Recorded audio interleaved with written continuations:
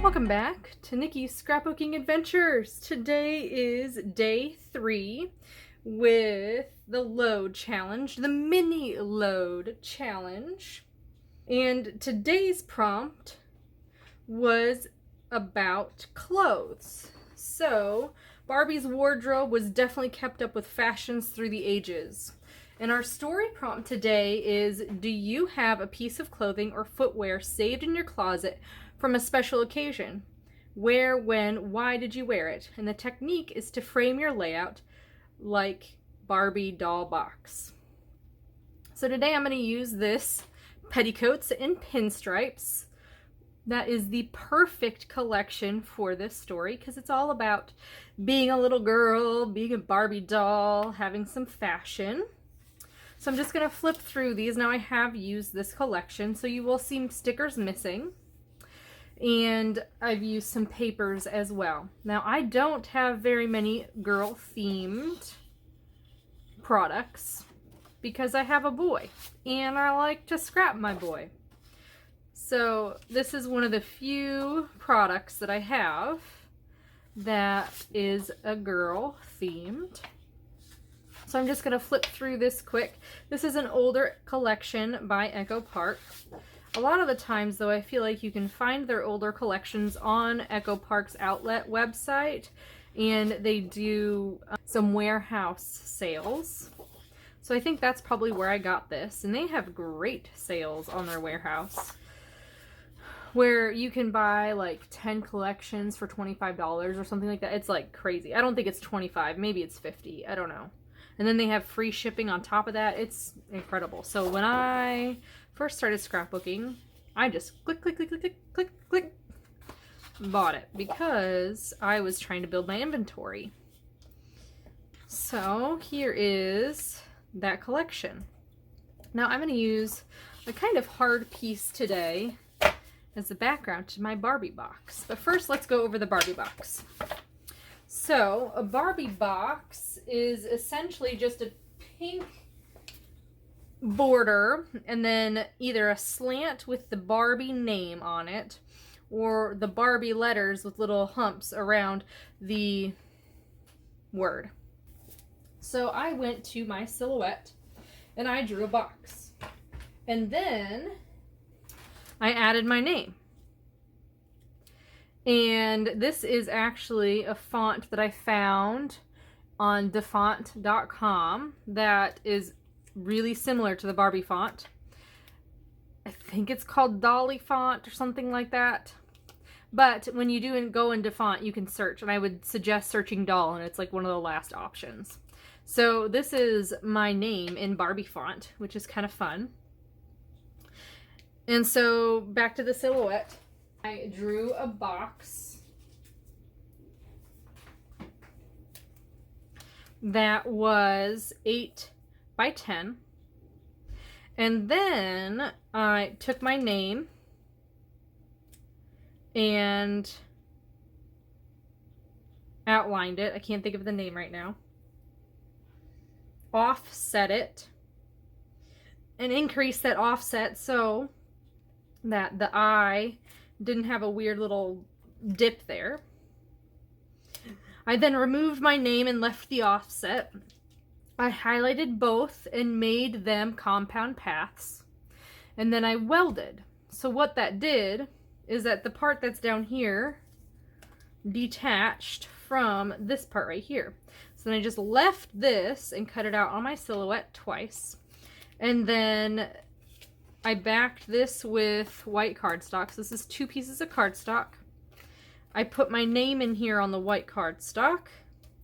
And I added limited edition. Now this limited edition is just Arial bold font. And then I moved the spacing in just a little bit. But the spacing is not going to matter because I'm gluing it. So this is not vinyl. This is cardstock.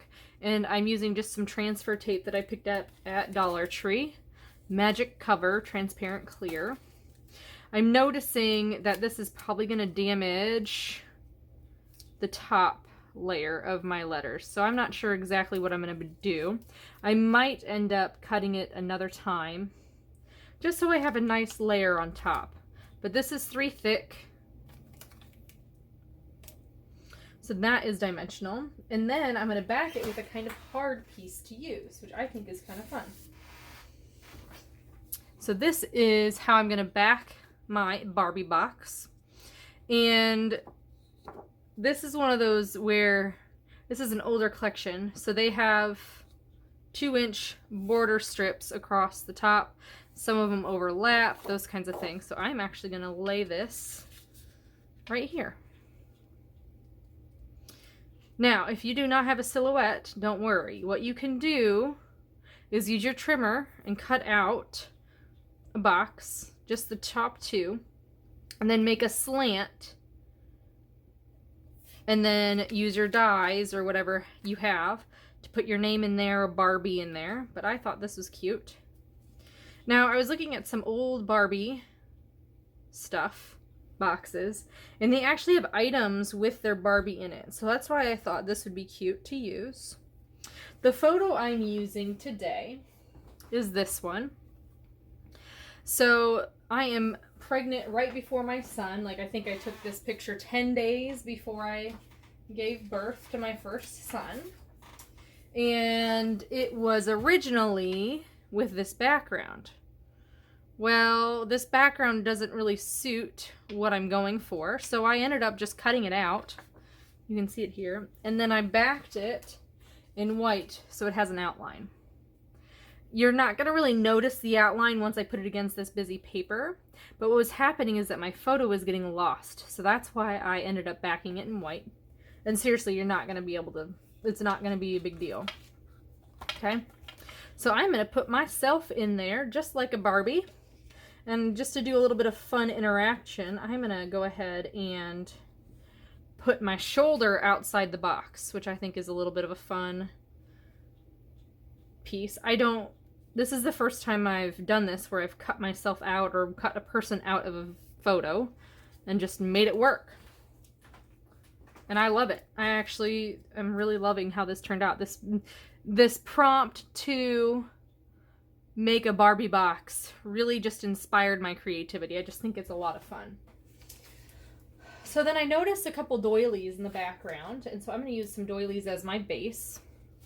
I'm going to go ahead and kind of cover up back here with a doily.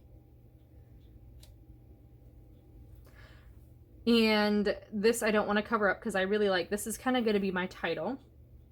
And then I used some dies to cut out some clothing items / baby stuff, and then this guy.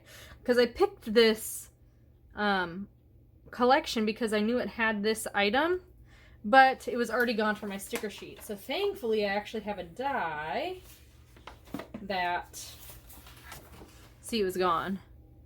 That is the same thing. I'm going to stick this other doily, and these doilies are just from Dollar Tree. Nothing fancy. And it's going to slide underneath me. And then just like that. So when I'm done with this layout and I got everything glued down, I will just take my scissors and trim those off. So my 3 pieces, they're not going to land here, although that's kind of cute. They're going to land inside my Barbie box as my accessories. So I got a light pink deal here. A little purse. I'm going to stick that kind of behind and under, which I thought was cute. And then my yellow trousers. I can't think of the name right now. And then my baby stuff. So I thought this was cute. I can bring in blue. I couldn't find this blue, so I just decided to opt for the lighter turquoise. And then I want to change this notes here. So I've got some stickers that I can absolutely use. So smart, cute, happy, love, you are my brilliant, friendly, once upon a time. Oh, I think that's perfect. Could do princess, but I think once upon a time is a good, let's see. Come on, cover it. If it doesn't cover it, I'll just add that little bit, and that's all right. So once upon a time, and I'll put my journaling right here. And this is a special dress because it is one of the few dresses I was able to wear to my grandpa's funeral when I was a couple months pregnant, and it fit me up to 9 months pregnant. So I just really, really love this dress. It's something that I keep in my closet for those special occasions. I try to only wear it when I'm pregnant because it is a maternity dress. So if you wear it and you got a belly, it's going to make you look like you're pregnant when you're really not. But it is, I feel like, one of the most flattering dresses I also have. So that's the story behind it. And I think that's it going to be for my layout. I don't really see anything else. I thought about putting maybe a clock here to represent the time that's passed. But I don't want to cover this "she can do anything" because I moved to Florida to have my son. So it just brings back all of those memories that I can fight for my kids. Well, I hope you were inspired by my design. I really had fun with this prompt. Load is always a great way to spark your creativity. And what's great is that she gives you the prompts the night before, so you have the full night to think on it and then start your layout and submit it by midnight the next day. So I really encourage you to check out scraphappy.org. I'll list the link below. I hope you have a wonderful day, and I will see you next time.